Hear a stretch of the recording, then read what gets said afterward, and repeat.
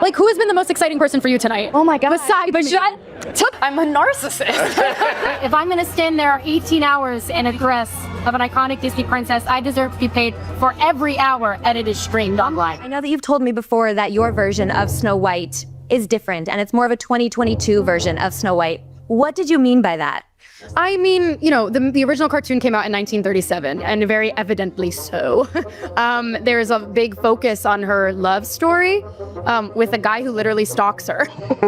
Weird. I'm sure a lot of people will assume it's a love story just because, like, we cast a guy in the movie, Andrew Burnap, great dude. Yeah. All of Andrew's scenes could get cut. Who knows? It's Hollywood, baby. What an idiot I've been as a young person in this industry who has no filter and no idea what she's doing. Our reproductive rights. Come on. Go vote blue. And if you disagree with this sentiment, just hit the unfollow button. I don't need your business. Thanks. Well, today we're diving deep into something that's been stirring up a lot of talk lately.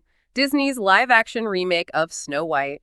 We've got a ton of really interesting audio clips from critics and commentators, and we're going to try to unpack all the fuss around it. What are people actually arguing about, and how is this reimagining being received overall? Buckle up, because this one is a wild ride.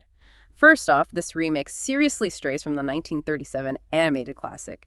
The sources we've got are calling it a reimagining, and they highlight a big shift in Snow White's character. She's not the damsel in distress waiting for true love or a prince to save her. Instead, she's presented as a girl boss destined to be a leader. So will she rise or bow her head?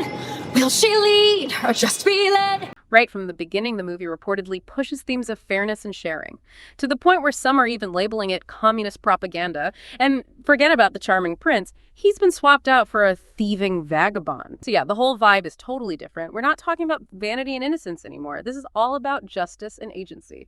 It's definitely not your grandma's Snow White. You said you were bringing a modern edge to it on stage. What do you mean by that? I just mean that it's no longer 1937, and we absolutely wrote a Snow White that is Not going to be saved by the prince. She's not going to be saved by the prince, and she's not going to be dreaming about true love. She's dreaming about becoming the leader she knows she can be. All these changes, of course, have led to some pretty major shakeups with the characters and casting. Casting Rachel Zegler, a Latina actress, as Snow White well. Weird. That predictably triggered some race backlash. But the criticisms go way beyond that. A lot of the sources are saying Zegler's performance falls flat, like there's no real chemistry with the other actors. And her character comes across as this perfect girl archetype, without any real hero's journey or personal growth. Now let's talk about Gal Gadot as the evil queen. This is where it gets brutal. The reviews are calling her performance terrible and cringeworthy, and the sources point out this kind of delicious irony. Gal Gadot is considered one of the most beautiful women in the world, and yet she's playing a character consumed by jealousy over Snow White's beauty.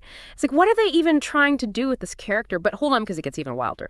Remember the 7 dwarves? Well, they've been completely replaced by CGI magical creatures, and the descriptions are intense. We're talking nightmarish, hideous abominations, pure nightmare fuel. Apparently, this change was influenced by Peter Dinklage's previous comments about the portrayal of dwarves. Now, the huntsman's role seems to stay somewhat similar at the start. He's still ordered to kill Snow White, but ends up letting her go. As for those adorable animal friends who played such a big role in the original, well, they've been reduced to minor CGI characters. So basically, the whole cast has been given a massive makeover.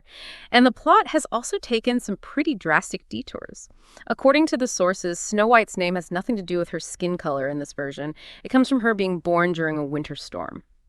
Okay, so the poisoned apple scene is still there, but the way it plays out is totally different. Forget the prince's kiss this time around. Snow White is revived by a kiss on the chin from the former thief, and get this, that kiss somehow inspires him to become courageous, all thanks to her girl boss galore persona.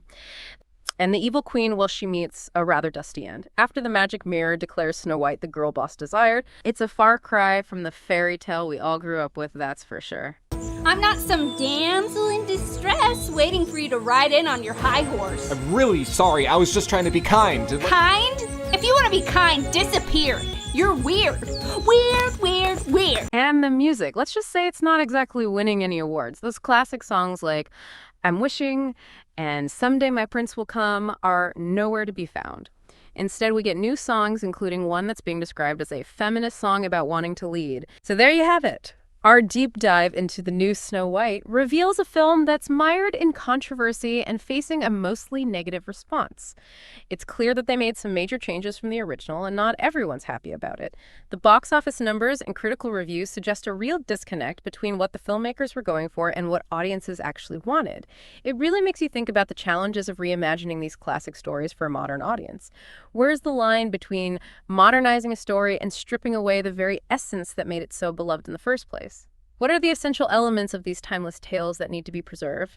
And where is there room for meaningful innovation and change? Maybe the Snow White remake can serve as a cautionary tale, showing us what can happen when the balance tips too far in one direction.